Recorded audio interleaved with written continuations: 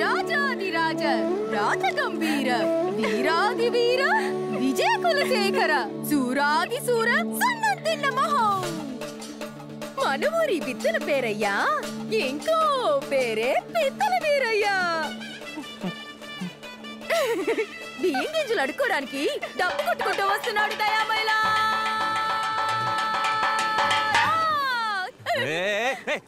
నీ నోట్లో యాప చెట్టట ఆడపిల్ల పిచ్చి మాటలేంటి ఇలా అయితే నేను ఎవరు చేసుకుంటాడు నువ్వు చేసుకోవచ్చుగా రాజు ఇప్పుడు చెప్పావులే పేరు ఇంతకు ముందు ఏమంటివి ఏమన్నాను పిత్తల పేరయ్యా అదేగా నీ పేరు అది పర్లేదు దాని పిమ్మట మర్చిపోయాను నువ్వే చెప్పు అతో రంగం ఏమన్నది నాకు తెలీదురా నన్ను అందులోకి లాక్క ఏమావో నువ్వు చెప్పు అదా పిడకల పేరాయల్లుడు ముసలి పోయేంటించడానికి పిడకలు ఎత్తును చూడు అదేమో చెవిటి మావా కుద్దానంటే మా అయ్యని చెవుడు గివుడు అన్నావో ఆ పేరుని ఊరంతా దండరేసేస్తాను వద్దు రంగమ్మ పేరేం బాలేదు నా కంపరంగా ఉంది సరే ఇద్దరం ఒకటి అనుకుందాం అత్త మావా ఇద్దరు సాచో నేను మీ అయ్యని చెవిటాడని పిలవను రాజు మీద ఒట్టే చెప్తున్నావు నువ్వు నా పేరిటి పిలవకూడదు ఏమని పిలవకూడదు పిత్తల వీరయ్యనా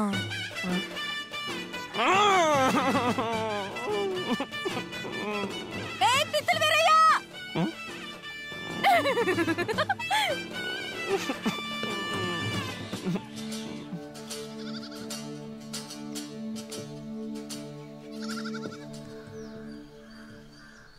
అమ్మమ్మా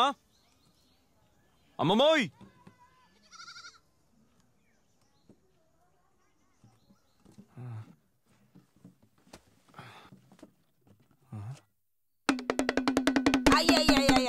నీ కడుపు కాల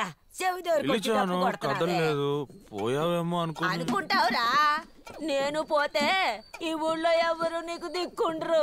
ఈ వంశానికి చెనిగొట్టులో దాపరించావు నువ్వు నీ మోకవును తెక్కలోడా ఎందుకు ఇలా నోరు పారేసుకుంటావు నువ్వు పస్తు ఉండకూడదని కదా గొంతెండిపోయేలా దండోరేసి ఊరంతా తిరిగి బియ్యం తీసుకొచ్చాను ఇంకోసారి తిక్కలోడా అన్నావు రాజు బండి కట్టేస్తాడంతే నీ బండిని తీసుకెళ్లి ఊరవతల ఏట్లో దింపరా ఒళ్ళొంచి పని చేయకుండా ఇంటింటికి ఎల్లి బెచ్చమెత్తుకొని ఎంగిలి మెతుకులతో కడుపు నింపుకుంటున్నావు సిగ్గు ఎగ్గు లేకుండా నీతో కలిసి ఆ ఎంగిలి మెతుకులు తింటా కాటికి కాలు సాపుని కూకున్నాను ఇది ఒక బతుకు నీది ఒక జన్మ పనికి మాలేదవా రాజు బండి కట్టేస్తాడు జాగ్రత్త ఈ కొరివితో నీ రెండు కళ్ళల్లో పొడిసేస్తాను రోసానికి ఏం తక్కువ లేదు ఈ ఊరే ఎగతాళిగా మాట్లాడినప్పుడు నీకు రోసం రాలేదు నేను మాట్లాడితే మాత్రం నీకు రోసం వచ్చిందా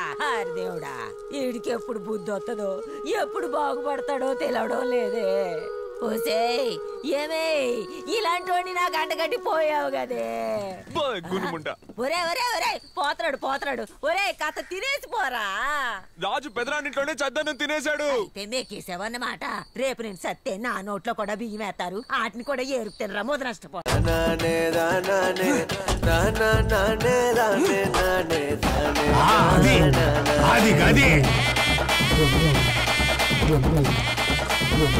ఒరే